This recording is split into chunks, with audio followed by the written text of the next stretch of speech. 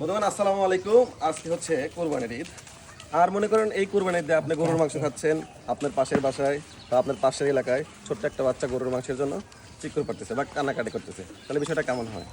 ঠিক আছে, এমন ঘটনা যেন না ঘটে এই জন্য আপনারা সর্বজনের জায়গা থেকে সর্বোচ্চ চেষ্টা করবেন। ঠিক আছে, যেমন আজ ঈদের দিন সকাল 7টার সময় দেখেন আমরা গরুর মাংস তেল এবং বাজার নিয়ে একটা পরিবারের কাছে আমার সামর্থ্য অনুযায়ী বা হচ্ছে আমাদের ধারা কিন্তু অব্যাহত আছে, বা আজকের জন্য আমরা হচ্ছে একটা পরিবার বাদ ছিল আমাদের লিস্টে, সেখানে আমরা আসছি। তো আপনাদের আশপাশে যেন দেখবেন যে কোনো বাচ্চা বা কোনো যেই হোক কেউ যেন একটু গরুর মাংসের জন্য যেন কোনো আপনি ফ্রিজে রেখে গরুর মাংস 7 দিন ধরে খাচ্ছেন আর আপনার পাশের বাড়ির লোকজন এক টুকরো মাংস খেতে পারতেছে না, বিষয়টা যেন এমন না হয়। ঠিক আছে, আমাদের কোরবানি হোক মানুষের মনের হিংসা এবং মানুষের মনের বিদ্বেষ সহ যেন কোরবানি হয়ে যায়। ঠিক আছে, আয়োজন এই কোরবানির দেওয়ার উদ্দেশ্য হচ্ছে একটাই, যেন মানুষের মনে যত হিংসা বিদ্বেষ যা আছে সব কিছু যেন এই কোরবানির সাথে একদম পরিচিত হয়ে যায়।